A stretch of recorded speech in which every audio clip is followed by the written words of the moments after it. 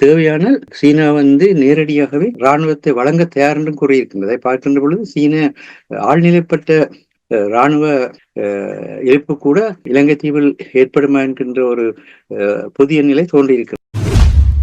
தோல்வியடைந்த சமூகங்களில் ஆரோக்கியமாக சிந்திக்கும் ஒவ்வொருவனுக்கும் எதிராக 1000 முட்டாள்கள் காத்திருப்பார்கள். அவ்வாறே சிந்தனையோடும் கரிசனையோடும் உதிர்க்கப்படும் ஒவ்வொரு சொற்களுக்கும் எதிராக தீவிரமானதும் முட்டாள்தனதுமான 1000 சொற்கள் உதிர்க்கப்படும். செயலில் ஈடுபட்டுக் கொண்டிருக்கிறவர்கள் ஏதாவது ஒரு சட்டத்தை மீறுகிற ஒரு வர்த்தகத்திலேயோ இல்ல சட்டத்தை மீறுகின்ற ஏதாவது ஒரு முறைமைகளையோ அவர்கள் இழுத்துச் சென்று அதற்குள் அவர்கள் செயற்பட வைத்துவிட்டு அவர்களை மூளைக்குள் ஒதுக்கி வைத்து தாங்கள் நினைத்ததை செய்விப்பது. மகாவம்சம் ஒரு புனையப்பட்ட கதை யுனெஸ்கோ வரையும் போயிருக்கிறது. ஆனால் எங்கள் எத்தனையோ பேர் இருக்கிறார்கள், வந்து பேசுவார்கள், அங்கிருந்து வந்து பேசுவார்கள், இந்தியாவில இருந்து பேசுவார்கள், இந்தியாவில் மூத்த ப்ரொஃபசர் அந்த ப்ரொஃபசர் இருக்கார். என்ன பிரயோசனம்? அந்த நிலத்தினுடைய தன்மையை நாங்கள் உணர்ந்து கொண்டு அதே எங்களுக்கான தனித்துவமான வரலாறும் தனித்துவமான ஆட்சி முறைகளும் இருந்திருக்கு. அதை நாங்கள் பேணிக்கொண்டு நேருக்கு நேர் மோத வேணுமே தவிர களத்தை விட்டுட்டு ஓடையலாது. உங்களுக்கும் மக்களுக்கும் இடையிலான பலம் அதிகரிக்க அரசியல் கட்சிகள் உங்களை தேடிவர். நீங்கள் அங்கு போக தேவையில்லை, நீங்கள் அரசியல் கட்சிகளை தேடி போக தேவையில்லை. நீங்கள் உங்கள் பலத்தை கட்டி அமைக்கும் போது துணிச்சலாக கதையுங்கள். உங்களுடைய பிரித்தானிய வரலாறு என்னென்று கூறுவீர்களா? உங்களுடைய பிரான்சிய வரலாறு என்னென்று கூறுவீர்களா? இந்த மக்களுக்கு பிரித்தானியா விதமாக எங்களை சுரண்டிய காரணத்தில் நாங்கள் இங்கு வந்தோம் என்ற அந்த உண்மை தெரியுமா?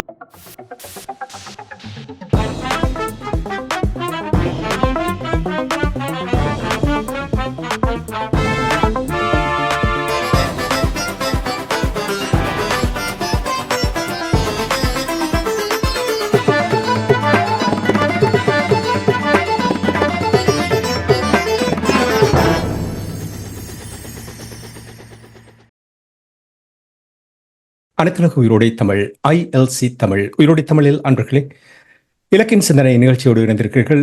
வாராந்த இலக்கு இணையதளில் பிரசுரிக்கப்படும் ஆசிரியர் தலையங்கம். அந்த தலையங்கத்தின் விளக்கத்தை உயிரோடை தமிழ் உறவுகளுக்கு வாரந்தோறும் எடுத்து வரும் நிகழ்ச்சியாக இலக்கின் சிந்தனை இடம்பெறுகின்றது. இந்த நிகழ்ச்சியில் எங்களோடு தமிழ் அறிஞர் மூத்த ஆய்வாளர் ஃபட்மா மாஸ்டர் அவர்களும் போரியல் ஆய்வாளர் அரசோடு இணைந்து எங்களுடைய கருத்துக்களை பதிவு செய்கின்றார்கள்.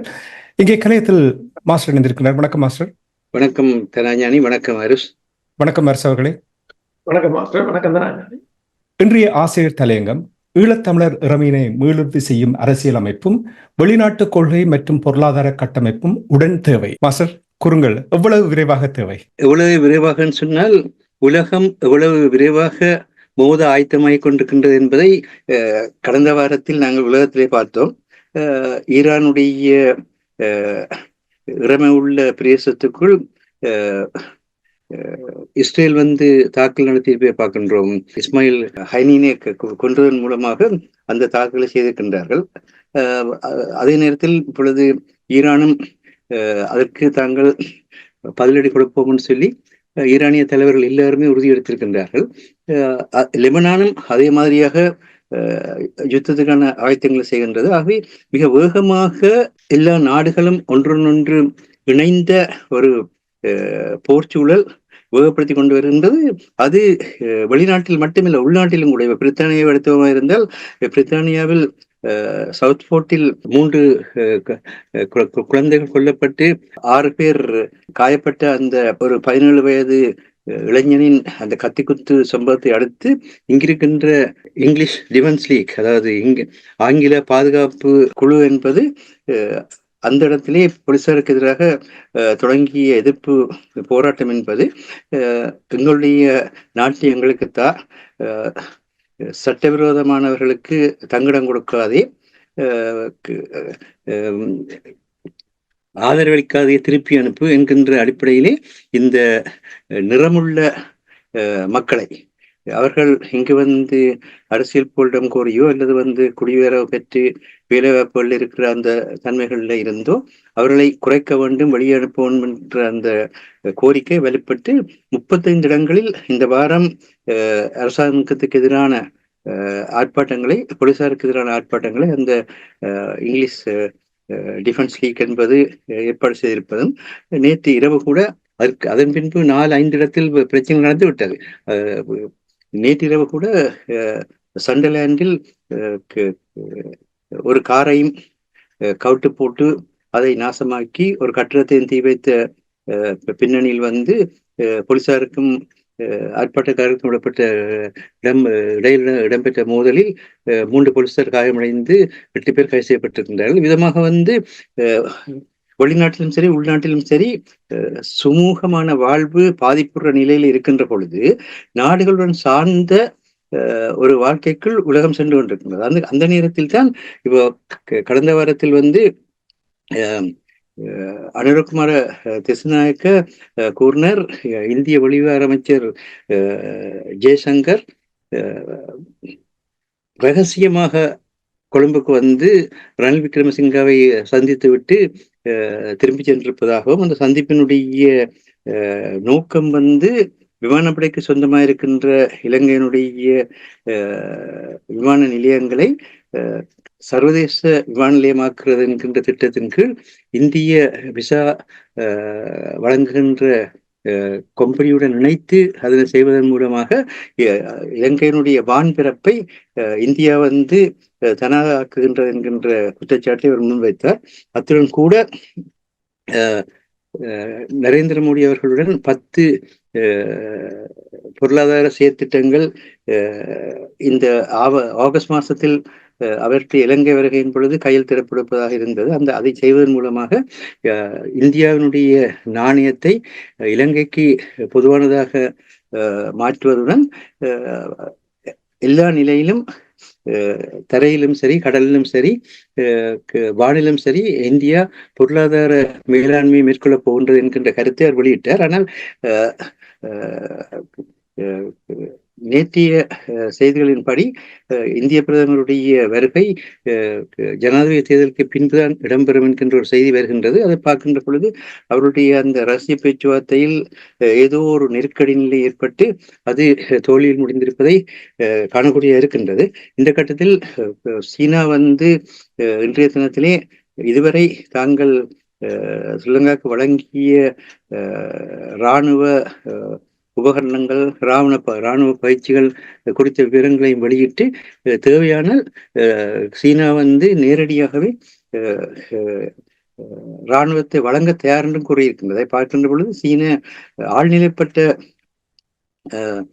இராணுவ இருப்பு கூட இலங்கை தீவில் ஏற்படுமா என்கின்ற ஒரு புதிய நிலை தோன்றியிருக்கின்றது. இந்த சூழ்நிலைகள் வந்து இந்திய துணைக்கண்டத்துக்கான ஒரு அச்சுறுத்தலாக மாறிக்கொண்டிருக்கின்றது. அந்த சூழலில் இந்தியா தன்னைத்தானே பலப்படுத்துகின்ற செயற்பாடுகளை செய்ய முற்படுகின்ற பொழுது இப்பொழுது இந்தியாவுக்கு வந்து ஈழத்தமிழர்கள் மிக முக்கியமானவர்களாக மாறுகின்றார்கள். ஏனென்றால் வடக்கு கிழக்கை மையப்படுத்தி தான் அவர்கள் தங்களுடைய இந்திய துணைக்கண்டத்துக்கான பாதுகாப்பை மேற்கொள்ள வேண்டிய கட்டாயத்துக்குள் வந்திருக்கின்றார்கள். இவ்விதமான ஒரு சூழலில் ஈழத்தமிழர்கள் தங்களுக்கான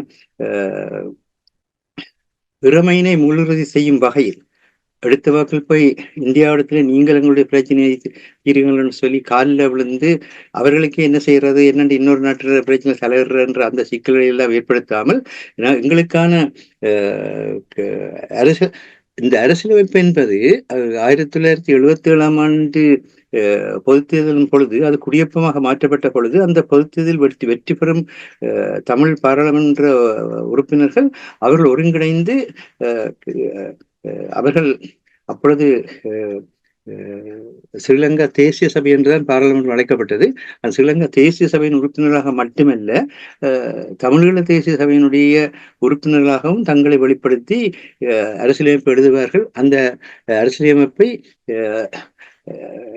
எந்த வழிகளிலும், அதாவது அமைதியான முறையிலோ அல்லது வந்து தேவையான எதிர்ப்புகளுக்கூடாகவோ அல்லது வேறு எந்த வழிகளிலோ அதை நாங்கள் நடைமுறைப்படுத்துவோம் என்றுதான் மக்களுக்கு முன்னால்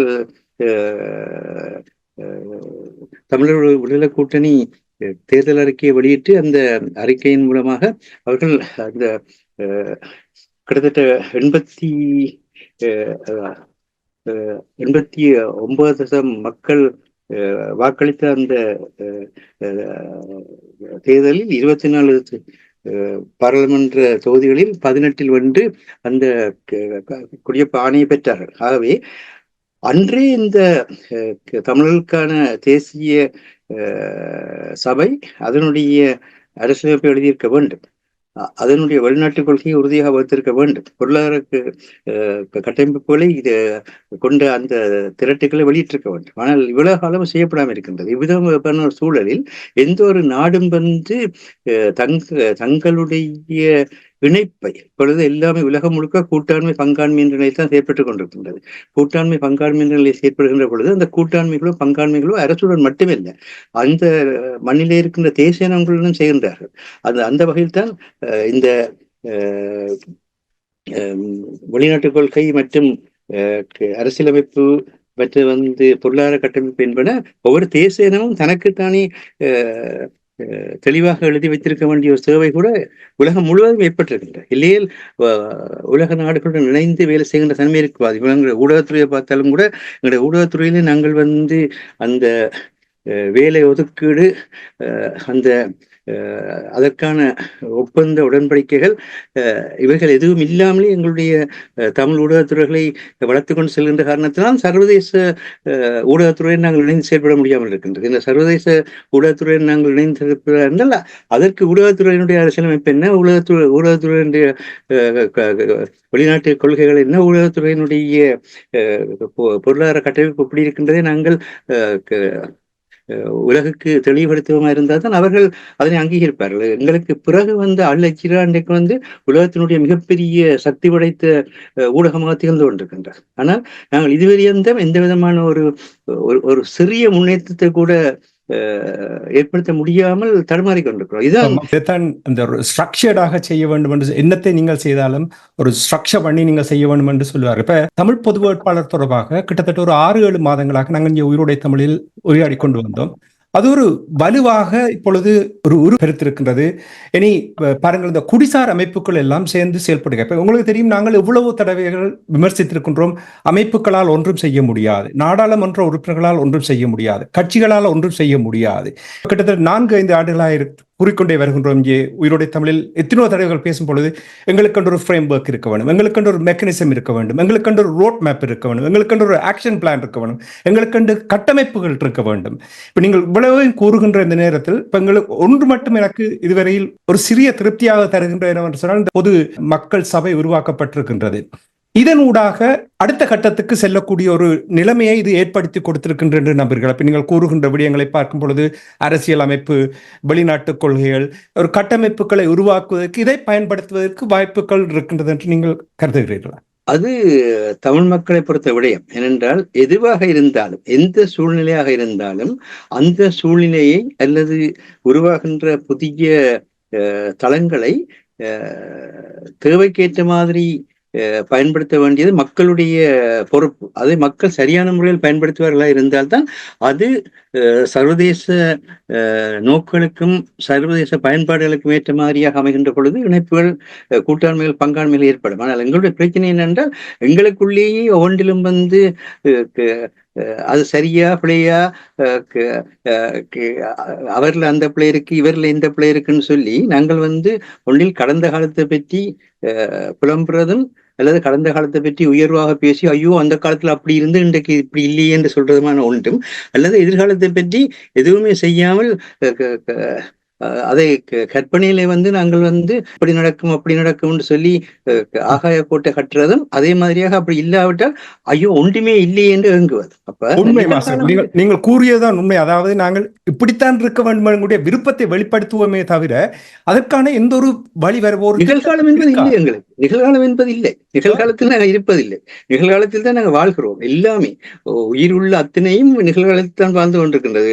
பௌத்தத்தை பொறுத்தமட்டில் பௌத்தத்துடைய எழுச்சிக்கு காரணமே பௌத்தம் எதிர்காலத்தை பற்றியும் நினைத்து பார்ப்பது கூட இல்லை. கடந்த காலத்தை அவர்கள் விஞ்ஞான ரீதியாக கதைக்கிறார்கள் தவிர, மறுபுறவை பற்றி கதைத்தாலும் கூட, மறுபுறவு கோட்பாடுகள் இருந்தாலும் கூட, அது விஞ்ஞான ரீதியாக அணுக்கள் சேருகின்ற பொழுது உயிர்கள் தோன்றுகின்றன. அந்த அணுக்களில் பதிவாகிற தன்மைகள் அடுத்த அணுக்கள் பிரிஞ்சு திரும்பி சேர்கின்ற பொழுது உருவாகின்ற அந்த அடிப்படையில் பேசுகின்ற. அதால் தான் பௌத்தம் இருக்கின்ற நாடுகளில் அவர்கள் வந்து எப்பொழுதுமே பார்த்தீர்களா இருந்தால் தங்களுடைய நோக்களை நிறைவேற்றுவதில் முன்னேறி செல்வார்கள். பௌத்த சிந்தனை இந்த நாடுகள் தன்மை இருந்தது. சரி, அதுக்கு எல்லாவற்றுக்கும் இப்படி நீங்கள் கூறுகின்ற இந்த விடயத்தை தான் ஐக்கிய நாடு சபையுடன் கடந்த 30 ஆண்டுகளுக்கு மேலாக இந்த மனித உரிமை துறையிலே பணியாற்றி கொண்டிருக்கின்ற திரு கிருபாகரன் அவர்கள் ஒரு அறிக்கையை நேற்றைக்கு வெளியிட்டிருக்கின்றனர். அந்த அறிக்கையிலே வந்து 48 நாடுகளுடனும் நாங்கள் வந்து பேச்சுவார்த்தைகளை உரையாடல்களை தொடங்க வேண்டும். அப்படி தொடங்கவில்லைன்னு சொன்னால்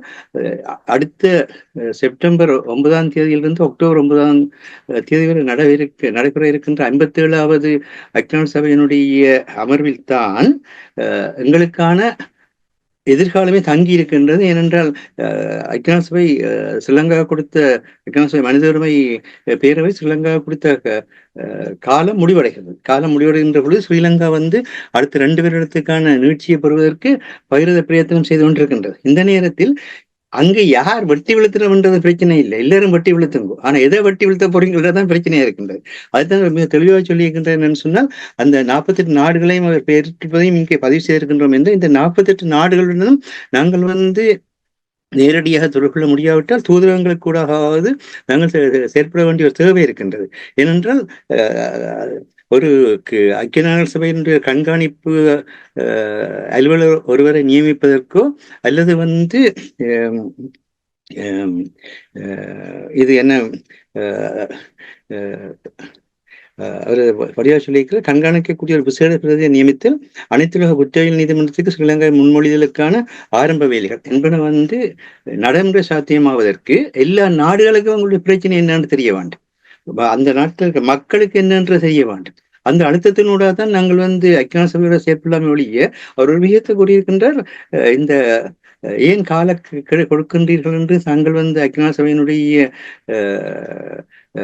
நாடுகளை குறிப்பாக இலங்கைக்குன்னு சொல்லி செயற்பட்டுக் கொண்டிருக்கின்ற இந்த 6 நாடுகளையும் கேட்கின்ற பொழுது அவர்கள் சொல்வது என்னன்னு சொன்னால், ஐக்கிய நாடு சபையினுடைய செயலாளர் உடைய அறிவுறுத்தலின் கீழ் நாங்கள் செயற்படுகிறோம். அப்படியானால் அந்த ஐக்கிய நாடுடைய அந்த செயலாளருக்கு யார் அந்த அறிவுறுத்தலை கொடுக்கின்றார்கள் என்பது மிக முக்கியமான விடயமாக இருக்கின்றது. அப்ப இப்படியான ஒரு நேரத்தில் தான் எல்லா நாடுகளுடனும் பேசுவதற்கு, எல்லா அமைப்புகளிடம் பேசுவதற்கு எங்களுக்கான அந்த அரசியலமைப்பு, வெளிநாட்டு கொள்கை, பொருளாதார கட்டமைப்பு என்பது எழுதப்படும். இதில் என்ன கஷ்டம் இருக்குன்னு தெரியவில்லை. இது இப்போ கிட்டத்தட்ட இதற்கான அறிவு பலம், இதற்கான பொருளாதார பலம், இதற்கான மனித வலி எல்லாமே வந்து தமிழிடத்துல இருக்கிறது. ஆனால் இதை கூட ஏன் செய்யாமல் இருக்கின்றோம்? இதில் ஏதாவது வேறுபாடு இருக்கின்றது? அதாவது எங்களுடைய மக்கள் எங்களுடைய சொந்த மண்ணிலே வாழ வேண்டும் என்பதில் யாருக்காவது வேறுபாடு இருந்தால் கூறுங்கள். இந்த விஷயத்தில் எல்லாருமே ஆமென்று சொல்லுவார். ஈவன்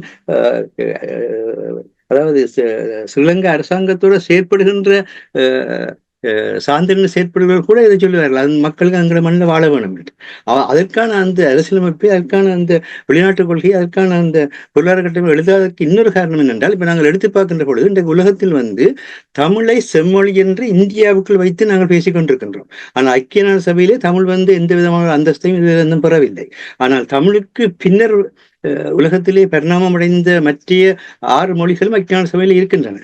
ஏன் அங்கு இல்லை என்று சொன்னால் ஐக்கிய நாடு சபைக்கு தெரியாது தமிழர் மக்கள் இனமாக இருக்கின்றார்கள், அவருடைய பாரம்பரியம் என்ன, அவருடைய வரலாற்று தன்மை என்பது ஐக்கிய நாடு சபைக்கே தெரியாது. எங்களுக்குள்ளே நின்று கொண்டு நாங்கள் குண்டி சட்டிக்குள்ள குதிரை ஓட்டி கொண்டிருக்கின்றோம். ஆனால் மகாவம்சம் வந்து முற்றுமுழுக்க ஒரு எடுத்துரைப்பாக இருக்கின்ற ஒரு நிலையிலும் கூட இந்தியாவுடைய துணையுடன் ஸ்ரீலங்கா அதை வந்து யுனெஸ்கோவினுடைய உலக பாரம்பரியமாக பிரகடனப்படுத்தி கடைசியாக யுனெஸ்கோவுடைய இயக்குனர் கடந்த 2 வாரத்துக்கு ஸ்ரீலங்காவுக்கு வந்து பேரான பல்கலைக்கழகத்தில் வச்சு உலகத்தினுடைய வரலாற்றுக்கும் அது பங்களிக்கின்றது கூறுகின்ற பொழுது எல்லா நிலையிலும் அறிவு தளத்தில் இருந்தாலும் சரி, அரசியல் தளத்தில் இருந்தாலும் சரி, ஊடக தளத்தில் இருந்தாலும் சரி, பொருளாதார தளத்தில் இருந்தாலும் எங்கேயுமே நாங்கள் செயற்பட இருப்பதற்கான காரணம் எங்களுடைய கொள்கை என்ன, அதனுடைய தன்மை என்ன, அது எப்படியா நீங்க சொன்ன மாதிரி அதை எப்படி நாங்கள் ஸ்ட்ரக்சர் பண்றோம், எப்படி கட்டமைக்கிறோம், எப்படி அது ஒரு செயல் நோக்காக நாங்கள் செயல்படுத்த முடியும். இந்த எண்ணங்கள் இல்லாமல் நாங்கள் வந்து பாட்டி பேரப்பிள்ளைக்கு கதை சொன்ன மாதிரி கதை சொல்லி கொண்டிருக்கிறோம்.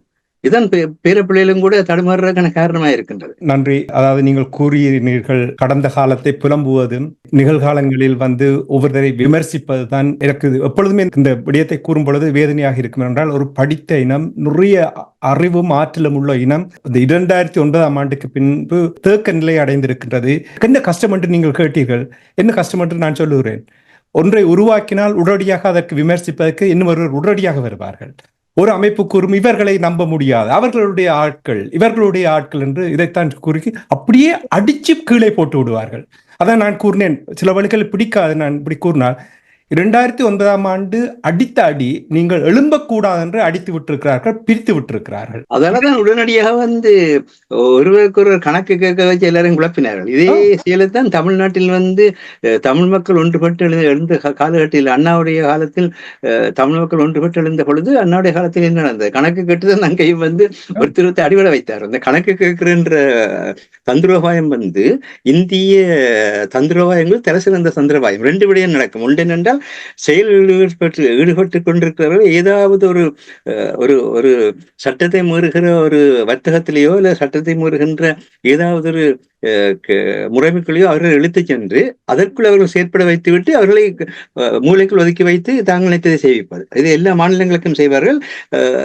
எங்களுடைய நாட்டுக்கும் செய்திருக்கின்றார். ஆகவே இப்ப இருக்கிற பிரச்சனை என்னன்னு சொன்னால், மற்றவன் என்ன செய்யறான் என்பது பிரச்சனை இல்லை, நான் என்ன செய்கிறேன். என்னுடைய மண்ணை பற்றிய ஒருவருக்கு ஒரு வெளிநாட்டுக்காரர் எங்களுடன் நீங்கள் எவ்விதம் பழக விரும்புகிறீர்கள் என்று கேட்டால் என்னத்தை நான் சொல்ல போறேன்? இப்ப ஊடகம் ஒன்று இருக்கின்றது என்றால், நீங்கள் ஒரு ஊடகத்தை இப்பொழுது 2000ஆம் ஆண்டிலிருந்தே வைத்திருக்கின்றீர்கள் சொன்னால், உங்களுடன் நாங்கள் எப்படி வீலிங் டீலிங் செய்ய போறோம் என்று கேட்டால் இங்க எதை தூக்கி கொடுக்க போறீர்கள்? நீங்கள் உங்களுக்கு அனுபவம் ஏற்பட்டிருக்கும். இப்போ ஒரு இன்னொரு ஊடகத்துறையை சேர்ந்தவர்கள் கேட்டார்களா இருந்தால், உங்களோட கான்ஸ்டிடியூஷன் என்ன, உங்களோட பிசினஸ் பிளான் என்ன அப்படின்னு கேட்டார்கள் இருந்தால் ஒன்றும் இல்லை. என்னன்னு கேட்பார்கள். உங்களுடைய ஊடகத்தினுடைய பாலிசி என்ன? இது என்னை விட கூடுதலாக இந்த விஷயத்துல போரியல் ஆய்வில் ஈடுபட்டிருக்கிற அருஸ் கூடுதலாக அந்த போர்க்கலை என்பதே, போர்க்கலை என்று சொன்னாலே அங்க இருக்கிற தன்மை என்ன? முதலாவது திட்டமிடல், இரண்டாவது முகாமத்துவப்படுத்தல், மூன்றாவது தலைமத்துவத்தை கொண்டு வருது. மூன்றும் இல்லாத எந்த ஒரு போர்களையும் உலகத்துல வெற்றி பெற்றதே வரலாறு இல்ல. நன்றி மாச கூறியது போல் நான் நினைக்கிறேன், கிட்டத்தட்ட இந்த ஊடகத்தில் நான் மட்டுமே கிட்டத்தட்ட ஒரு 6-7 ஆண்டுகளாக ஃப்ரேம் ஒர்க் இருக்க வேண்டும், மெக்கானிசம் இருக்க வேண்டும், ஒரு ஸ்ட்ரக்சர் இருக்க வேண்டும், ரோட் மேப் இருக்க வேண்டும், வழிவரவு இருக்க வேண்டும், அதற்கான செயல்திட்டம் எழுத்துல வேணும். அடுத்த பிரச்சனை என்ன? இது எழுத்துலகம். நீங்க எழுத்துல இல்லாவிட்டால் எதுவுமே வாயலக வச்சு பிரயோசனம் இல்லை. அதான் அப்ப இவற்றை இதுவரையில் நாங்கள் ஒன்று செயல்படுத்தவில்லை என்பது தெளிவாக தெரிகிறது. ஆனால் ஒன்று தெளிவாக தெரிகிறது, இப்ப நான் ஏற்கனவே கூறியது போல் இந்த தமிழ் பொது சபை ஒன்று உருவாக்கப்பட்டது. இப்ப நீங்கள் யாரை கேட்டாலும் தமிழ் மக்களுடைய இலக்கு என்ன என்று சொல்லி கேட்டால், ஒரு 20 வருடம் கேட்டிருக்கின்றால் 20 வித்தியாசமான இலக்குகளை அவர்கள் கூறுவார்கள். ஒரு விதத்திலும் எழும்ப முடியாமல் அந்த அடிச்சாடியில் படுத்திருக்கிறார்கள். எல்லோரும் சேர்ந்தால் பலமான ஒரு இனமாக மாறிவிடுவார்கள் என்ற புரிந்துதான் அந்த அடியை அடித்திருக்கிறார்கள், குழப்பி விட்டிருக்கிறார்கள். இப்ப பாருங்க, மாஸ்டர் கூறியது போல் கணக்கு கேட்பார்கள். இல்லை என்றால் அவருடைய ஆள், இவருடைய ஆள், அந்த நாட்டினுடைய நாள், அவருக்கு பின்னால் இப்படி ஒவ்வொரு குழப்பங்களையும் செய்து கொண்டு போனால், எப்பொழுது தமிழ் மக்கள் இந்த அரசியல் அமைப்பு, வெளிநாட்டு கொள்கைகள், பொருளாதார கட்டமைப்பு எப்பொழுது உருவாக்குவது? அரசு தலைவருக்கான தேர்தல் அதற்கான ஒரு வழிகாட்டி இருக்கின்றது நீங்கள் நம்புகிறீர்களா? உண்மைதான். இப்ப இதை நீங்கள் எல்லா இடமும் படித்திருப்பீங்கள். இப்ப நான் சொல்ல போறது பல இடங்களில் பகிரப்பட்டது ஒன்றுதான். என்னன்னு சொன்னா, நீங்கள் சொன்னது போலதான் எங்க சமூகத்துல இப்ப எந்த ஒரு செயலையும் ஒரு சீர்தூக்கி பார்த்து, அதன் நன்மை தீமைகளை சீர்தூக்கி பார்த்து, அது எவ்வளவு தூரத்துக்கு எங்கள இனத்துக்கு உபயோகமானது என்று பார்த்து அதை மெருகூட்டுவதை விட, அதை ஆரம்பத்திலேயே விமர்சித்து அதை மல்லினப்படுத்தி அதை இல்லாது செய்து விடுவதுதான் மிக மிக அதிகமாக இருக்கின்றது. தேசியவாதிகள், சிந்தனவாதிகள், புரட்சியாளர்கள் என்றெல்லாம் கூறுபவர்களுக்கு புரட்சி என்றால் என்னென்று கூட பல பேருக்கு தெரியவில்லை. என்றால் புரட்சி என்று கூறிய பலர் மக்களுக்காக நிற்காமல் கோர்ப்பரேட் நிறுவனங்களுக்கும் முதலாளிகளுக்குமாக இணைஞ்சு நின்றது வரலாறு என்கிற வரலாற்றில் தான் நான் கண்டு திகைத்து போய் நின்றேன். புரட்சி என்றாலே என்னென்றது அதை தான் என்னத்துக்கு புரட்சி செய்கிறோம், ஏன் போராடுகிறோம் என்று கூட தெரியவில்லை என்ற ஒரு நிலை. இந்த நிலைக்கு என்ன காரணம் என்றால், இப்ப நீங்கள் வெவ்வேறு இடங்களும் பார்த்திருக்கலாம். ஒரு புகழ்பெற்ற ரஷ்ய எழுத்தாளரான ஆண்டன் சேகோவிடம் ஒரு முறை தோல்வியடைந்த ஒரு சமூகம் எப்படி இருக்கும் என்று ஒரு கேள்வியை கேட்டிருந்தார். அந்த கேள்விக்கு அவர் என்ன சொன்னார் என்றால், தோல்வியடைந்த சமூகங்களில் ஆரோக்கியமாக சிந்திக்கும் ஒவ்வொருவனுக்கும் எதிராக 1000 முட்டாள்கள் காத்திருப்பார்கள். அவ்வாறே சிந்தனையோடும் கரிசனையோடும் உதிர்க்கப்படும் ஒவ்வொரு சொற்களுக்கும் எதிராக தீவிரமானதும் முட்டாள்தனதுமான 1000 சொற்கள் உதிர்க்கப்படும். அங்கே பெரும்பான்மை முட்டாள்தனத்தினாலேயே போஷிக்கப்பட்டிருக்கும். எந்த சமூகத்தில் அற்பமான விஷயங்கள் பெரும் தலைப்புகளாக மாற்றப்பட்டு நல்லுணர்ச்சி பெறும் வகையிலான சிந்தனைகளை எல்லாம் மிகைத்தக்கதாக அவை இடம்பெற்றிருக்கின்றனவோ, எந்த சமூகத்தில் அதன் தளத்தை அற்பர்கள் ஆக்கிரமித்திருப்பார்களோ அதுவே ஒரு தோல்வியடைந்த சமூகமாகும். இதுதான் அவர் கூறியிருந்தது. அதனைத்தான் இப்போ இவர் ரஷ்யாவின் மிகவும் ஒரு புகழ்பெற்ற பிலோசபர் அலெக்சாண்டர் டூஜின் ஒன்றை கூறியிருந்தார். மேற்கும் அதன் கூட்டணிகளும் தாம் என்ன செய்தாலும் அதற்கு தண்டனை கிடைக்காது என்ற ஒரு எண்ணப்பாட்டில் இருக்கிறார்கள். ஆனால் அதனை நாங்கள் ஏற்றுக்கொண்டு வாழ்வோமாக இருந்தால் அது தொடர்ந்து அது உங்கள் வாழ்க்கையாக போகும். இனி வருங்காலத்தில் அதை மாற்ற முடியாது என்று கூறி, இப்ப இதே போலதான் எங்கட சமூகத்தில் நீங்க பாருங்கள், இப்ப ஒரு பொது வேட்பாளர் என்றது அதன் கருப்பொருள் என்ன, அதை முன்வைக்கும் போது தெளிவாக கூறியிருந்தார்கள். கடந்த காலங்களில், அது விடுதலை புலிகளுடைய காலங்கள் உட்பட கடந்த காலங்களில் இலங்கை அரசு எந்த வாக்குறுதியும் நிறைவேற்றவில்லை. அப்ப ஒரு சிங்கள தேசத்துக்கு வாக்களிப்பதால் எந்த பிரயோசனமும் இல்லை, முடிஞ்சது. அப்ப இனி நாங்கள் அதை பற்றி கதைக்க தேவையில்லை. இனி என்னத்தை பற்றி நாங்கள் கதைக்க வேண்டும்? எவ்வாறு இந்த பொது வாக்காளரை பலப்படுத்துவது, எவ்வாறு தமிழ் மக்களின் வாக்குகளை ஒருங்கிணைப்பது, எவ்வாறு இந்த விருப்பு வாக்கையும் பிரதான வாக்கையும் எவ்வாறு சரியாக பயன்படுத்துவது, இந்த தமிழ் மக்களின் ஒருங்கிணைவை, அதாவது ஒரு 5 லட்சம் வாக்கை தமிழ் மக்கள் சார்பாக பெற்றுவிட்டால் அதை எவ்வாறு இந்த அனைத்துலக சமூகத்தில் கொண்டு செல்வது, அதனூடாக எவ்வாறு இப்ப மாஸ்டர் கூறியது போல 53 நாடுகள் என்று கூறுகின்றார். அந்த 53 நாடுகளையும் கடந்து 193 நாடுகளுடனும் எவ்வாறு ஒரு உறவுகளை மேம்படுத்துவது, இதை நோக்கி பயணித்தோம் என்று சொன்னால் எமது பாதை இலகுவாக இருக்கு. இலங்கை அரசாங்கத்தை விட்டு விடுங்க. இப்ப அங்கு தாயகத்தில் ஏற்படுகின்ற மக்களின் பிரச்சனை, அதில் நாங்கள் நிற்போமாக இருந்தால், அதே சமயம் இந்த எங்கள் அரசியல் பிரச்சனையில் நாங்கள் தெளிவான சிந்தனையுடன் நகர்வோமாக இருந்தால் எந்தவித பிரச்சனையும் இருக்காது. இப்ப நான் ஏன் இந்த தோல்வியடைந்த சமூகத்தை பற்றி கூறினேன் என்று சொன்னால், நீங்கள் பாருங்கள், இந்த பொது வேட்பாளர் என்றதை ஒரு காரணத்தோடு தான் முன்வைத்திருந்தார். அதற்கு எதிராக எத்தனை பேர் கிளம்பி எழுந்தார்கள் என்று உங்களுக்கு தெரியும். அதாவது அங்கு ஒரு கருத்துக்கு எதிராக 1000 பேர் இருப்பார்கள்.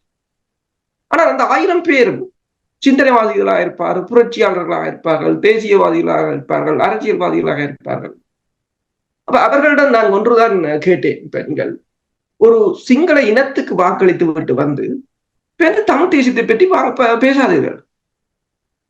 நீங்களும் தமிழர்கள் தான். இப்ப மாஸ்டர் கூறியது போல தமிழ் கல் தோன்றி மண் தோன்றா காலத்துக்கு முன் தோன்றியது என்று சொல்லி போட்டு நீங்களே உங்களுக்கு சொல்லிக் கொண்டிருப்பார். மகாவம்சம் ஒரு புனைக்கப்பட்ட கதை யுனெஸ்கோ வரையும் போயிருக்கிறது. ஆனால் எங்கள் எத்தனையோ பேர் இருக்கிறார்கள், வந்து பேசுவார்கள், அங்கிருந்து வந்து பேசுவார்கள், இந்தியாவில இருந்து பேசுவார்கள், இந்தியாவில் மூத்த ப்ரொஃபசர், அந்த ப்ரொஃபசர் இருக்கார். என்ன பிரயோசனம்?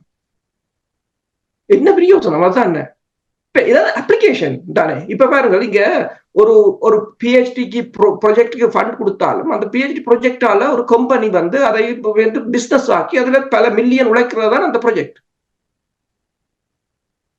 அப்படித்தான் எல்லாம் இருக்கலாம், இடமாக இருக்கலாம், எல்லாம் அதுதான். நிறுவனத்தில் ப்ராஜெக்டை நீங்கள் வெற்றி பெற முடியவில்லை என்றால், இழந்தீர்கள் என்றால், அடுத்த மாதம் கூட்டம் நடக்கும், வின் லாஸ் ரிவ்யூ. என்ன காரணத்துக்காக இது ஆர்கிடெக்ட் பண்ணினது பிழையா அல்லது அதற்கான பண கட்டமைப்பு பிழை இருக்கிறதா என்று போஸ்ட்மார்ட்டம் செய்வார்கள். ஒரு நிறுவனம் செய்கின்றது. நாங்கள் ஒரு இனமாக வாழ வேணும், ஒரு தனி இனம் என்று சொல்லும் பொழுது இதை விட இவ்வளவு விதமான கட்டமைப்புகளை நாங்கள் உருவாக்கி செயல்படுத்த வேண்டும். ஏன் அப்படி செயல்படுத்த முடியாமல் இருக்கிறது? அதுதான் நீங்க கூறியது போல அந்த ஒரு தோல்வி அடைந்தது என்றால் அதை அலசி ஆராய்ஞ்சு அதுக்கான பொறுப்பு கூறல்கள் இல்லை. ஒரு ப்ரொஜெக்ட் சக்சஸ் ஆகுறதும் ஃபெயில் ஆகுறதும் வளமை.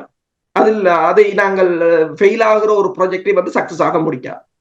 இப்ப நான் கூட செய்யும் போது சில சமயங்களில் ஏதாவது ஒரு ரியாக்ஷன் பிழைச்சு விட்டால் சில விலை கவலையாக இருந்தால் சொல்வார், அடே அதுவும் ஒரு ரிசல்ட்ஸ் தான். ஏனென்றால் அடுத்து வாரவன் அதை செய்ய மாட்டான். ஏன்? அது பிழைச்சது என்று சொல்லி. அதாவது ஒரு ரிசல்ட்ஸ் வந்து பிழைச்சது என்று சொன்னால் அடுத்த நீ ஃபுல்லா பிஹெச்டியில எல்லா ரியாக்ஷனும் பிழைச்சாலுமேடா ஒரு ரிசல்ட்ஸ் தான். என்னென்றால் அடுத்த வாரவன் வேற வழியில ட்ரை பண்ணுவான். ஆனால் 15 வருஷமாக பிழைச்ச ப்ராஜெக்ட் ட்ரை பண்ண ஒரே இனம் தமிழினம். யோசிச்சு பாருங்க.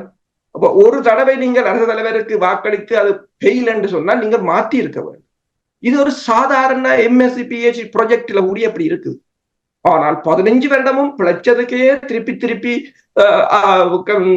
ஆத்தி கொண்டிருந்த ஒரே இனம் நாங்கள் என்று சொன்னால் இப்பவாவது அதை மாற்றுவோம், மாற்றி சிந்திப்போம், அடுத்த வழியை கண்டுபிடிப்போம் என்று சொன்னால் அதற்கு எதிராக யாரும் சிங்களவர்கள் எதிராக இருப்பது வேறு விடயம், அமெரிக்கர்கள் எதிராக இருப்பது வேறு விடயம். அவர்கள் தங்கள் பூகோள நலன் சார்ந்திருக்கலாம். இந்தியர்கள் எதிராக இருப்பது வேறு விடயம். அவர்கள் தங்கள் பூகோள நலன் சார்ந்திருக்கலாம் அல்லது தங்கள் பொருளாதார நலன் சார்ந்திருக்கலாம். ஆனால் ஈழத்தமிழினமே தமிழினத்துக்கு எதிராக அவர்கள் வைக்கின்ற எந்த ஒரு கருத்தையும் சீர்தூக்கி சிந்தித்து அதன் விளைவுகளை அலசி ஆராய்ந்து சற்றது அல்லது பிழையாக இருந்தா கூட இது பிழையாக இருக்கும், இதை நீங்கள் இப்படி சரிப்படுத்துங்கள் என்று அதை அப்படியே விட்டு போங்கள் என்று அடித்து மூட வேண்டாம்.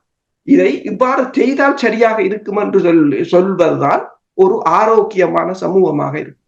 உண்மை. தோல்வியிலும் நேர்மறையான விடயங்களை எடுக்கலாம். அப்படித்தான் இந்த துறையை எடுத்து பார்த்துக்கின்றாலும் தோற்றாலும் கூட அதிலிருந்து ஒரு பாசிட்டிவான ஒரு விடயத்தை எடுத்து அதிலிருந்து ஆராய்ந்து எப்படி அதை சரி செய்வது என்பதுதான் ஒரு வளமையான வழி. வாழ்நாளில் ஒவ்வொரு நாளும் அதை பார்க்கின்றோம். ஆனால் ஈழத்தமிழினம் ஒரு இனம் விடுதலை பெறுவதற்காக இவ்வளவு அர்ப்பணிப்பு தியாகங்களையும் செய்துவிட்டு சரியாக ஒரு கட்டமைப்பை உருவாக்க முடியாமல், ஒரு அரசியல் அமைப்பை உருவாக்க முடியாமல், ஒரு ஆலோசனை குழுவை உருவாக்க முடியாமல், வெளிநாட்டு கொள்கையை உருவாக்க முடியாமல் 15 ஆண்டுகளாக இருக்கின்றது என்றால் மிகவும் மிகவும் வேதனையான ஒரு விடயமாகத்தான் பலர் பார்க்கின்றார்கள். தனி மனிதர்களாக நிறைய அறிவும் ஆற்றலோடும் இருக்கிறார்கள். ஆனால் கூட்டாக செயல்பட முடியாமல் இருக்கின்றார்கள். அதற்கு பலவித காரணங்களை கூறிக்கொண்டுதான் இருக்கிறார்கள். அவர் இப்படி செய்கிறார், அவருடைய ஆள் இவருடைய ஆள் என்று இப்படி பாசிட்டிவ் ஒரு நேர்மறையான காரணங்கள் கூறாமல் இப்படியே இழுத்தடித்துக் கொண்டிருக்கிறார்கள். இது ஒரு தமிழ் மக்களுக்கு எந்த விதத்திலும் பிரயோசனப்பட போவதில்லை. மாஸ்டர், உங்களிடம் வருகின்ற இப்ப நீங்கள் அரசியலமைப்பு, வெளிநாட்டு கொள்கைகள் தொடர்பாக, பொருளாதார கட்டமைப்புகள் தொடர்பாக நீங்கள் கூறும் பொழுது எலிபென்ட் இன் தி ரூம் என்று சொல்லுவார்கள் ஆங்கிலத்தில். அதாவது இப்ப இந்தியாவை நீங்கள் என்ன செய்தாலும் இந்தியா தமிழ் மக்களின் விடயங்களில் பிணைந்திருக்கின்றது. அதில் எந்த ஒரு மாற்று கருத்தும் இருக்கக்கூடாது என்று நான் எதிர்பார்க்கிறேன். அப்படி கூறுவதில் தவறு இருக்கிறதா? முதல் நான் கேள்வியை கேட்பதற்கு முன்னதாக இல்லை, அது மிக முக்கியமான விடயம். என்றால் நிலம்சார் தொடர்பு. இப்ப எங்களுக்கு உடனடியாக 17 மைலுக்கு அப்பால இருந்து உதவி செய்யக்கூடிய நிலையில தமிழகம் தான் இருக்கிறது. வேற எந்த நாடை எடுத்தீங்கன்னாலும், சீனா எடுத்தாலும் சீனா 6000 மைலுக்கு அங்கிருந்து வர வேணும். அது மாதிரியா அமெரிக்கா எடுத்தா அதே நிலை, பிரித்தானியா எடுத்தா அதே நிலை. இவைகள் எல்லாம் கடல் வழியாக அல்லது வான்வழியாக உதவி செய்ய வேண்டுமே தவிர, எங்களுக்கு ஆரம்பத்தில் பிரச்சனை ஏற்பட்ட பொழுது கூட மக்கள் உடனடியாக அரசியல் போலம் தேடி ஓடின மண் தமிழக மண் தான். அப்ப அந்த தமிழகத்தினுடைய மக்களுக்கு முதல் இதுல தெளிவு வர வேண்டும் உண்டு. இந்த அவர்கள் தான் எங்களுக்கு 9.5 கோடி மக்கள் கொண்ட தமிழர்களாக இருக்கின்றார்கள். அப்ப நீங்க கூறுவது போல இந்திய துணைக்கண்டத்தினுடைய பிரிக்கப்பட முடியாத நிலப்பரப்பை கொண்டவர்கள் நாங்க மட்டுமில்லை. இந்தியாவில இருக்க பாகிஸ்தானா இருந்தாங்க, இந்திய துணைக்கண்டத்துல இருக்கிற பங்களாதேஷா இருந்தாங்க, எல்லாம் சாக் நாடுகள்னு சொல்லப்படுற நாடுகள் எல்லாம் ஒரு நிலத்தை கொண்டிருக்கிற நாடு. இப்ப அந்த நிலத்தினுடைய தன்மையை நாங்கள் உணர்ந்து கொண்டு அதே எங்களுக்கான தனித்துவமான வரலாறும் தனித்துவமான ஆட்சி முறைகளும் இருந்திருக்கு. அதை நாங்கள் பேணிக்கொண்டு நேருக்கு நேர் மோத வேணுமே தவிர களத்தை விட்டுட்டு ஓடியலாது. சரி, இப்ப நான் அந்த கேள்விக்கு வருகிறேன். அதாவது வெறுமனவே நாங்கள் விமர்சித்துக் கொண்டிருந்தால் தமிழ் மக்களை பொறுத்தமட்டில் தொடர்ச்சியாக விமர்சித்துக் கொண்டிருப்பதில் அது எந்த விதத்திலும் ஒரு அரசியல் அமைப்பை உருவாக்குவதற்கு, வெளிநாட்டு கொள்கையை உருவாக்குவதற்கு, கட்டமைப்பை உருவாக்குவதற்கு வழிவகுக்கப் போவதில்லை. தொடர்ச்சியாக அந்த விமர்சித்துக் கொண்டிருப்பதால் காழ்ப்புணர்வை ஏற்படுத்துமே தவிர சரியாக செயல்பட முடியாது. இந்த விமர்சிப்பதை இதில் மாற்றத்தை கொண்டு வர வேண்டும் என்று நீங்கள் கருதுகிறீர்களா? அதான் சொல்றேன், எங்களுடைய எதிர்காலத்தினுடைய அரசியல் உறுதித்தன்மையை பற்றி அரசியலமைப்பு என்ன, எங்களுடைய வெளிநாட்டு கொள்கை என்ன, எங்களுடைய பொருளாதார கட்டமைப்பு என்ன. இப்ப நீங்க பாத்தீங்கன்னா உலகத்துல கிரேக்கத்தை எடுத்தீங்கன்றாலும் சரி, அல்லது ரோமர் எடுத்தீங்கன்னாலும் சரி, அவர்கள் இன்றைக்கு உலகத்துல தொன்மை வாய்ந்தவர்கள், சீனரா எடுத்தீங்க என்றாலும் சரி, தொன்மை வாய்ந்தவர்களுக்கு காரணமா இருக்குதுன்னா அவர்களுக்கு பொலிட்டிக்கல் ஹிஸ்டரி இருக்குது, அரசியல் வரலாறு இருக்குது, அரசியல் தத்துவம் இருக்குது, பொருளாதார வரலாறு இருக்கு, பொருளாதார தத்துவங்கள் இருக்கிறது. ஆனால் தமிழர் நாங்கள் மிகப்பெரிய உலகத்தினுடைய மூத்த குடிகள் சொன்னாலும் எங்களுக்கு அரசியல் தத்துவம் கிடையாது, பொருளாதார தத்துவம் கிடையாது, எந்த காலத்துல எது நடந்ததுன்னு கிடையாது. எல்லாம் கோயிலுக்குள்ள எல்லாரும் கொண்டு வச்சு தீபங்காட்டி மணி அடிக்கிற வேலை தான் செய்யறோம். என்னுடைய அருளாளர்கள் சொல்லப்பட்டவர்கள் எல்லாம் மக்களுடைய வாழ்க்கையோட பின்னி பிணைந்த பண்பாட்டு வரலாறு கொண்டவர்கள். ஆனால் அவர்களுடைய பண்பாட்டு வரலாறு என்னென்று யாருக்குமே தெரியாது. இதற்காக வேண்டி இந்த சரியா பேராசிரியர் கைலாசபதி சொல்லுவார், காரக்கிழமையார் என்ற அந்த செக்குலராக ஒரு புனிதவதியார்னு சொல்றாரு. அதுக்கு மேலே அவர் தனக்கு தானே வச்ச பேர் பேயிண்டும் பூதமண்டும்.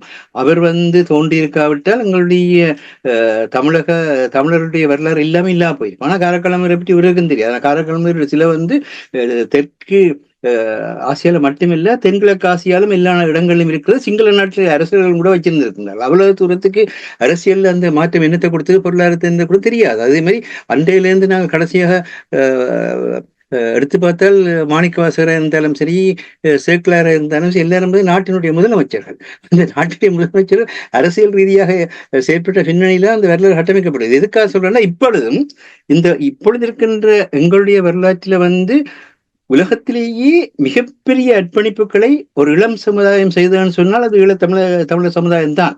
தன்னலம் இல்லாமல் தன்னுடைய உயிரையே, தன்னுடைய வாழ்வையே, தன்னுடைய எதிர்காலத்தையே மற்றவர்கள் வாழ வேண்டும் என்று சொல்லி அர்ப்பணித்த ஒரு மிகப்பெரிய ஒரு இளம் சமுதாயத்தினுடைய சக்தியாக நாங்கள் இருக்கின்றோம். ஆனால் இப்ப இருக்கிற இளம் சமுதாயத்தை எழும்பவே விட மாட்டோம்.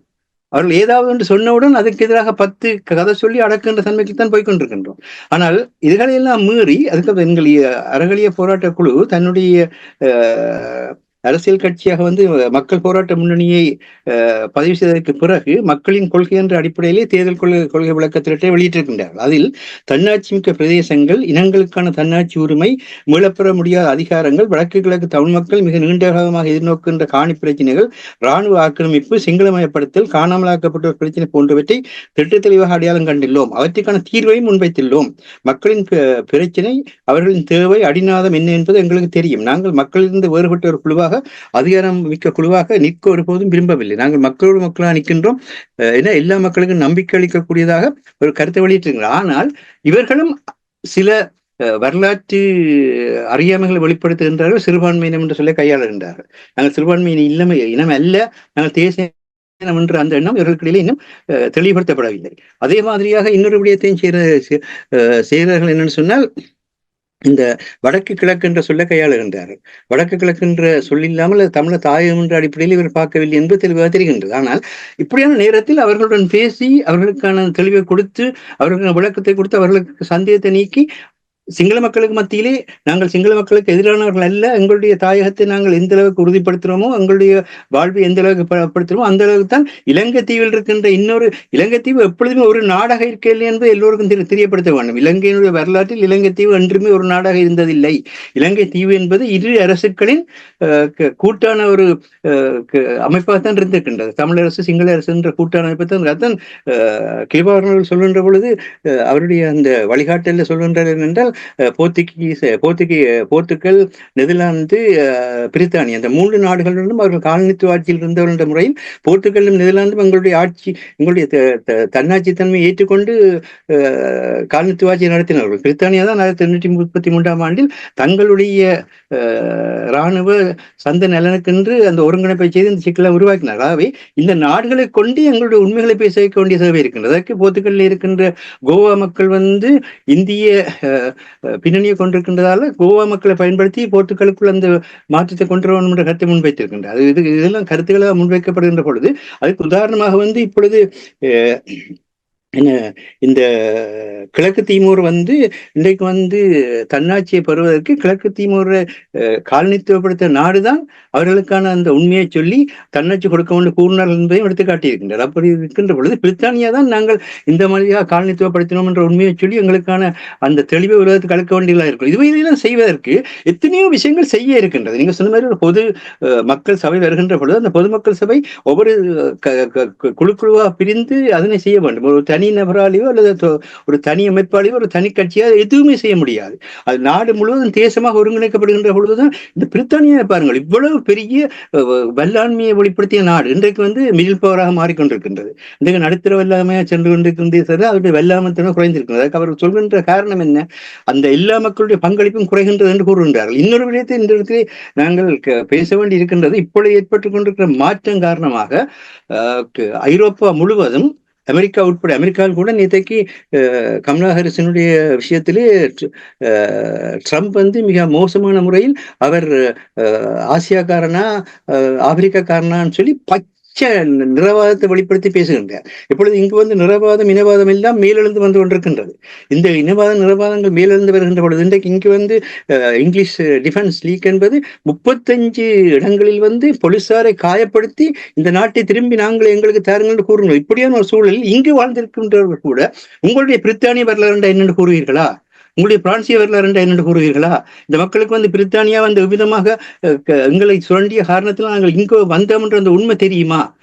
அந்த உண்மை தெரியாத பொழுது அவர்கள் வந்து நாங்கள் வந்து தங்களுடைய வளங்களை தங்களுடைய வேலை வாய்ப்புகளை நாங்கள் தங்களுடைய கல்வியை நாங்கள் அபகரிக்கிறோம் என்ற எண்ணத்தில் தான் இருப்பார்கள். ஆகவே நீங்க சொல்றது போல இந்த இப்பொழுது உருவாகியிருக்கின்ற இந்த பொதுமக்கள் சபை கூட ஒரு பிழை விட்டிருக்கின்றார்கள். என்னென்று சொன்னால் பழைய அரசியல் கட்சிக்காரரோடு இணைஞ்சு நிற்கிறது மிகப்பெரிய சிக்கலை தரும் என்று அங்கு பேசிவிட்டு நேற்று முன்தினம் விக்னேஸ்வரன் அவர்கள் ரணில் விக்ரமசிங்குக்கு ஆதரவாக பேசுகின்றார். இன்றைக்கு வந்து சுமந்திரன் வந்து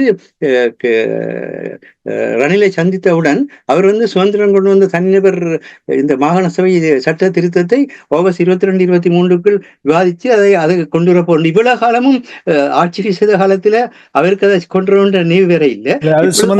சுமந்திரன் தானாகவே உருவாக்கியவர் என்றால் அவர் இப்பொழுது சமீபத்தில் ஊடகங்களில் பெருசாக வரவில்லை. அப்ப ஏதாவது வருவதற்காக இப்படி ஒன்றை உருவாக்க வேண்டும் என்றுதான் அவர் உருவாக்கி இருக்கலாம். அப்படி செய்தாலும் இப்ப அதாவது அதே நேரத்தில் இப்ப சஜித் வந்து 8ஆம் தேதி அவருக்கான ஒரு கூட்டணி உருவாக்க போகின்றார். அதுக்குள்ள எப்படி போய் உட்கார்வது என்று கனவு கொண்டு கொண்டிருக்கின்றார்கள். இப்படி வந்து கூட்டணியில் போய் உட்கார்வதற்கு கனவு கொண்டு கொண்டிருக்கிற தன்மையை விடுத்து இந்த உருவாகி இருக்கிற பொதுமக்கள் சபை கூட மக்களுடைய கல்வித்துறை சார்ந்தவர்களை, மக்களுடைய பொருளாதாரத்துறை சார்ந்தவர்கள், மக்களுடைய அறிவியல் துறை சார்ந்தவர்கள் செயற்பட்டு எங்களுடைய மக்களுடைய தேவைகளை வெளியே கொண்டு வாருங்கள். அதனை ஊடகத்திலும் சொல்றோம். ஊடகத்தில் கூட நாங்கள் நிச்சயமாக நாங்கள் ஃபெயிலியர் ஆகி கொண்டிருக்கின்றோம் என்றால் ஊடகத்தை நாங்கள் விரிவுபடுத்தி மக்களுடைய தேவைகளை அறிகிற தன்மையில் எங்களால் முடியாமல் இருக்கின்றது. விதமான அதற்கான வளம் இல்லை. வளம் இல்லாத நிலையில் எதுவும் செய்ய முடியாது. ஆனபடியினால்தான் அடிப்படையிலே நாங்கள் பார்க்கின்ற பொழுது இந்த உண்மைகளை வெளிப்படுத்துவதற்கு நாங்கள் அதுக்காக தான் அந்த இலக்கில் வந்து ஈழத்தமிழ் இறைமைப்பு போராட்டத்தின் அரை நூற்றாண்டு வரலாற்றின் முக்கிய கட்டங்கள் என்று இன்னொரு கட்டுரையும் பிரசித்திருக்கிறோம். ஏனென்றால் இந்த வரலாற்றினுடைய காலகட்டத்தில் வந்து குறிப்பாக வந்து இந்த 72ஆம் ஆண்டிலிருந்து 77ஆம் ஆண்டு வரை ஏற்பட்ட அந்த வரலாற்றை தெளிவுபடுத்த வேண்டிய தேவை இருக்கின்றது. என்றால் இன்றைய அரசியல்வாதிகள் எங்களுக்கு பகைவர்களாக இருக்கின்றார்கள். ஈழத்தமிழ் அரசியல்வாதிகள் எங்களுக்கு பகைவர்களாக இருக்கின்றார்கள். நீங்க சொன்னது போல ஒவ்வொரு மனிதனும் ஜனநாயக நிலையிலே தன்னுடைய அறிவுக்கு தன்னுடைய ஆற்றலுக்கு ஏற்ற முறையில் பங்களிக்க உரிமை இருக்கின்றது. அவர்கள் பங்களிக்கின்ற பொழுது அந்த பங்களிப்பை அரசு சொன்ன மாதிரி அதை நெறிப்படுத்துறையிலே நாங்கள் செய்யலாமே தவிர நீ அதனை செய்யக்கூடாதுன்னு சொல்வதற்கு ஜனநாயகத்தில் எந்த இடத்திலும் இடமில்லை. யாரை பார்த்து நீ செய்யக்கூடாது நிப்பாட்டு இதனால் எந்த பலனும் பெறாது என்று எடுத்த வாக்கில் சொல்வதற்கு முடியாது. அவர்கள் செயற்பட்டுக் கொண்டிருக்கின்ற பொழுது நீங்களும் அதில் இருக்கின்ற குற்றங்குறைகளை எடுத்து கூறி அந்த குற்றங்குறைகளை எடுத்து கூறுவதன் மூலமாக அதனை செயல்படுத்த வேண்டுமே தவிர நெறிப்படுத்த வேண்டுமே தவிர அதனை எடுத்த வாக்கிலே அடிப்போமான ஒரு செயல்திட்டம் வராது. எல்லா செயல்திட்டத்திலும் நன்மையும் இருக்கிறது, தீமையும் இருக்கின்றது. நன்மைகள் பெருகிக் கொண்டு வருகின்ற பொழுது அது நல்லதாக வரும், தீமைகள் பெருகிக் கொண்டு வருகின்ற பொழுது அதனால் தீமை வரும். இப்ப அரசு வந்து PhD முனைவர் பட்ட ஆய்வுகளை பற்றி சொன்னார். முனைவர் பட்ட ஆய்வில் அந்த மேற்பார்வையாளராக இருப்பவர் வந்து அந்த முனைவர்பட்ட ஆய்வில் ஈடுபட்டிருப்பதை நிறுத்துன்னு சொல்ல முடியாது. அவர் வந்து அதை செயற்பட்டு கொண்டிருக்கின்றது இப்படி செய்ய அப்படி செய்யணும் நெறிப்படுத்தல் தான் செய்யலாம். அது அரசுக்கு வழியாக தெரியும். அப்ப இந்த எங்களுக்குள்ள இருக்க படித்தவர்கள் நெறிப்படுத்த வேண்டும். எங்களுக்கு போராட்டத்தில் அனுபவப்பட்டவர்கள் நிறைய பேர் இருக்கின்றீர்கள். கிட்டத்தட்ட எல்லா மக்களையும் அனுபவப்பட்ட ஒரு வாழ்க்கையை கொண்டிருக்கின்றோம் என்று எங்களுடைய போராட்ட வரலாறு என்பது ஒரு தனி மனிதனுக்கு சொந்தமானதாக இருக்கவில்லை. எல்லா மக்களும் தங்களால் இயன்றதை செய்து தங்கள் உயிரை கூட இன்னொரு விஷயம், தமிழ் சமுதாயம் தான் உலகத்திலேயே மற்றவனுக்காக தன்னுடைய உயிரை அர்ப்பணிக்க துணிந்த சமுதாயம், ஒரு உயிரை அர்ப்பணித்த சமுதாயம்.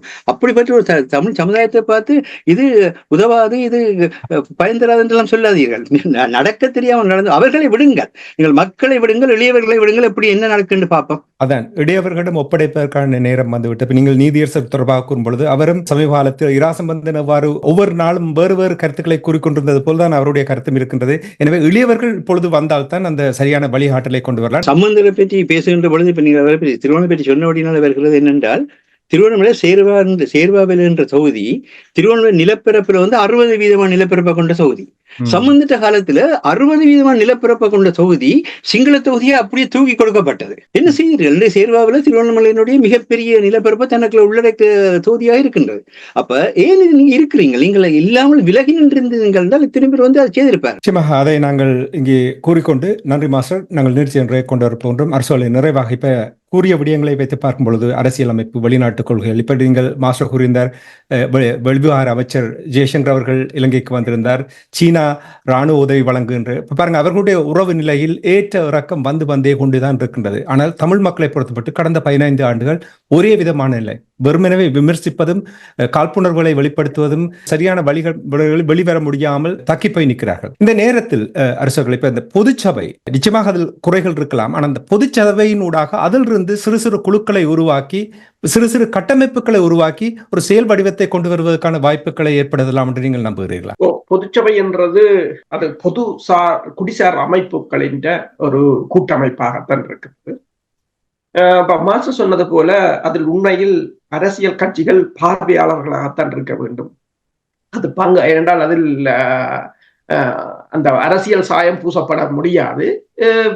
சில சந்தர்ப்பங்களில் அரசியல் கட்சிகளின் பெயர்களே பாதகமாக முடியும். உதாரணமா பாத்தீங்கன்னா தென்னிலங்கையில் இப்ப முந்தி பெருமையாக பேசப்பட்ட ஐக்கிய தேசிய கட்சி, சுதந்திர கட்சி என்ற கட்சிகள்கிட்ட இப்ப பேரை சொல்லவே பயப்படுறாங்க. அதனாலதான் ரணில் விக்ரமசிங்கா கூட ஒரு சுயேட்சையாக நிற்கிறார். எந்த கட்சியின் சின்னத்தை கண்டாலே தலதறிக்க ஓட வேண்டிய ஒரு காலம்.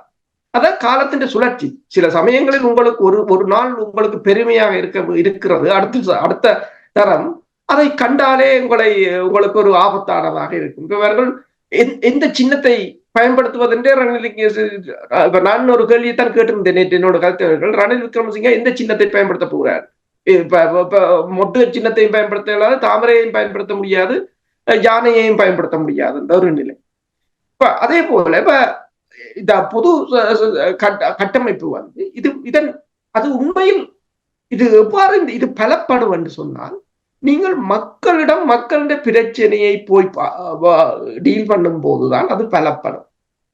சரி, அந்த மக்களிட பிரச்சனை. இப்போ குடிசார் அமைப்புகள் இருக்கின்றார்கள்.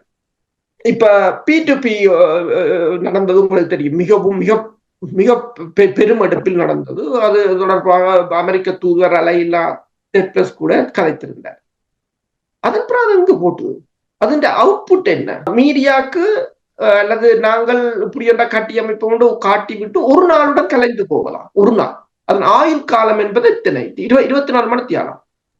சரி, ஒரு மாதம் கதைச்சிருப்போம். கண்டினியூட்டி இல்லை. அதான் அந்த பிரச்சனை. நாங்கள் அதே வலுவுடன் அதை வைத்திருக்க வேண்டும் என்று சொன்னால் அந்த மக்களுடன் நல்ல இன்டராக்ஷன் இருக்க வேண்டும். இப்ப நீங்கள் பேசிக்கொண்டிருக்கின்ற பொழுதுதான் ஒன்று செய்தி ஒன்று வருகிறது. நேற்றைக்கு சீனாவிடத்திலிருந்து இராணுவ ஆழ்நிலப்பட்ட உதவியை கூட பெறுவதற்கு தன்னை ஆயத்தப்படுத்திக் கொண்ட ஸ்ரீலங்கா இன்றைக்கு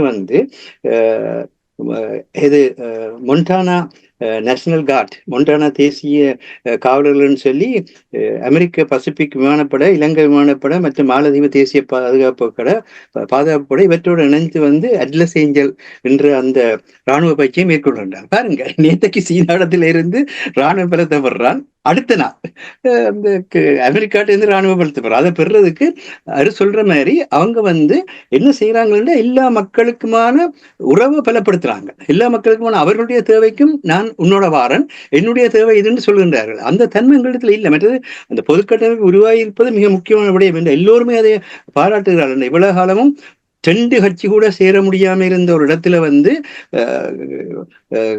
ஒரு குடிசார் அமைப்புகளும் அரசியல் அமைப்புகளும் இணைந்து உருவாக்கிறார்கள்.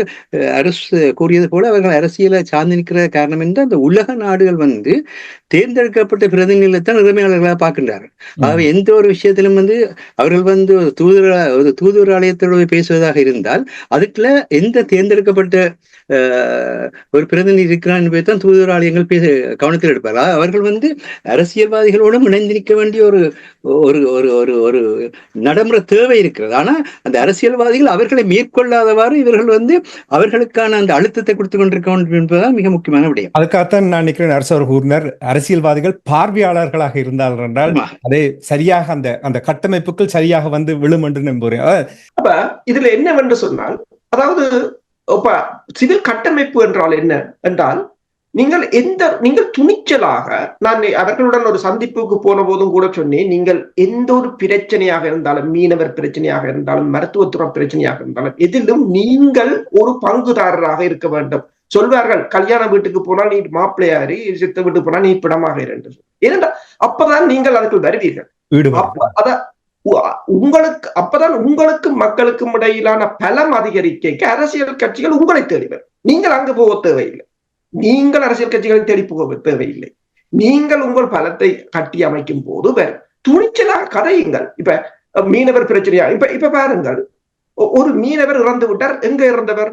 இந்திய கடல்ல இல்ல, நெடுந்தீவில தான் இறந்தவர். ஸ்டாலின் கதறி அழுகிறார். 10 லட்சம் உடனடியாக கொடுக்கப்பட்டிருக்கிறது. ராமேஸ்வரத்துல இன்டெபினிட்டா ஸ்ட்ரைக் பண்ணட்டும். என்னடா இன்டெபினிட்டா அவங்க ஸ்ட்ரைக் பண்ணாங்களா, கொஞ்ச நாளைக்கு அந்த மீன் குஞ்சுகள் தப்பும், அது பிரச்சனை இல்லை. ஆனால் அந்த பிரச்சனை வந்து எங்களுக்குரிய பிரச்சனை, சிவில் சமூகங்களுக்குரிய பிரச்சனை. உங்கள் மக்கள், நெடுந்தீவுல சிங்களவன் இல்லை, நெடுந்தீவு கடல் சிங்களவன்றையும் இல்லை, உங்கள் மக்கள். இப்ப சிவில் அமைப்புகள் நீங்கள் எங்கேயும் மக்களுடைய பிரச்சனைக்கு நீங்க நிற்கும் போது 80களை பாருங்கள். விடுதலை புலிகளுக்கு 80களில் யாழ் குடாநாட்டை 80 நடுப்பகுதியில் யாழ் குடாநாட்டை கட்டுப்பாட்டுகள் வைத்து விட்டார்கள்.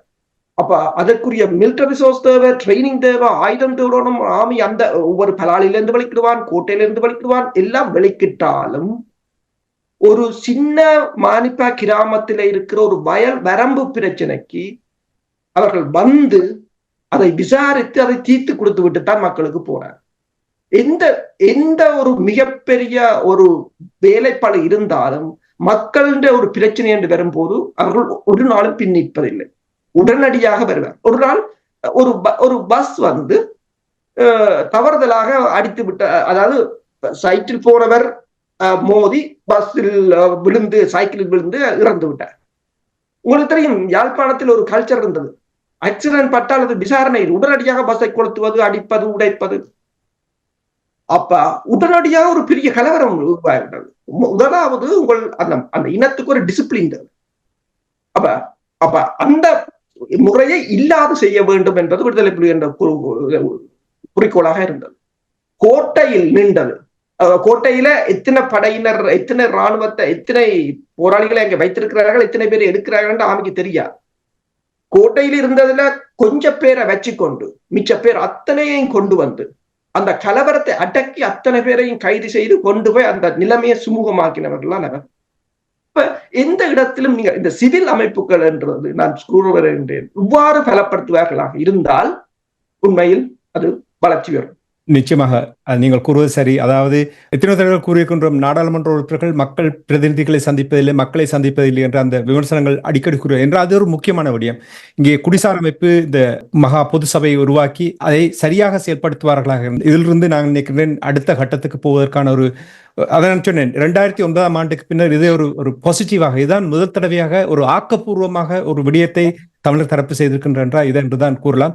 இது இப்ப ஒலிபரப்பான உடனே கேட்கப்படுறார்கள், நீங்கள் அரசியலமைப்பு எழுதின என்ன, நீங்கள் வெளிநாட்டு கொள்கை வகுத்தல் என்ன, நீங்க பொருளாதார கொள்கை எழுதின எழுதுறோம், நீங்கள் ILCயோட தொடர்பு கொண்டு நாங்கள் வெளிநாட்டு கொள்கை வகுப்புகளை இணைகிறோம், எங்களோட கல்வித்தரம் இது, எங்களுடைய அனுபவம் இது, எங்களுடைய வாழ்க்கை அனுபவம் இதுன்னு சொல்லி ஒரு குழுவுக்கு நீங்க இணையுங்க.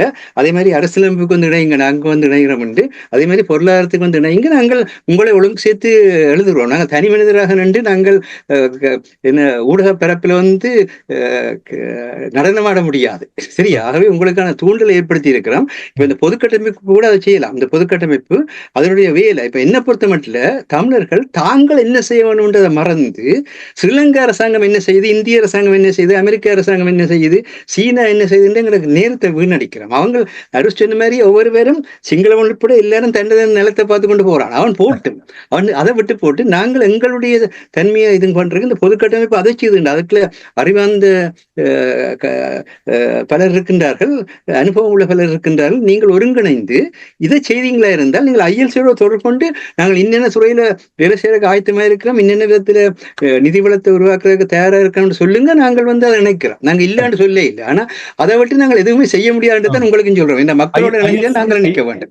நன்றி மாஸ்டர். ILCயும் கூட எளிய சமுதாயத்திடம் ஒப்படைப்பதற்கு தயாராக இருக்கின்றோம். எப்பொழுதுமே தயங்காதீர்கள். என்றால் வளர்ச்சி பாதையில் செல்ல வேண்டும் என்று சொன்னால் அதை சரியாக செயல்படுத்த வேண்டும். அதை செயல்படுத்துவதற்கு தயங்காதீர்கள். எந்த ஒரு அமைப்பையோ அல்லது எந்த ஒரு கட்சியோ நாங்கள் குறை சொல்லவில்லை. உங்களுக்கு ஏற்ற மாதிரி நீங்கள் இயன்ற பணியாற்றி இருக்கிறீர்கள். எல்லோரும் இணையுங்கள். அதே நேரத்தில் எந்தெந்த இடத்துல என்னென்ன மாற்றம் பெறணும்ன்ற நேரம் ஓப்பனா சொல்லுங்க. அப்படிதான் மாறும்.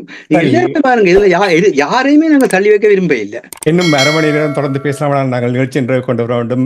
அடுத்த நிகழ்ச்சிக்கு இங்கே தயாராகி கொண்டிருக்கிறார்கள். உயிரோடை தமிழ் மக்கள் வானொலி உறவுகளே, ஏத்தோடு இன்றைய இலக்கின் சிந்தனை நிகழ்ச்சி நிறைவுக்கு வருகின்றது. நிகழ்ச்சியில் பங்கெடுத்த தமிழறிஞர் மூத்த ஆய்வாளர் ஃபட்மார் மாஸ்டர் அவர்களுக்கும் பொறியியல் ஆய்வாளர் அரசு அவர்களுக்கும் நன்றியை கூறிக்கொண்டு தனாஞானி இந்த நிகழ்ச்சியை நிறைவு கொண்டு வருகின்றேன். நன்றி, வணக்கம் மாஸ்டர். நன்றி, வணக்கம் அரசு அவர்களே. நன்றி.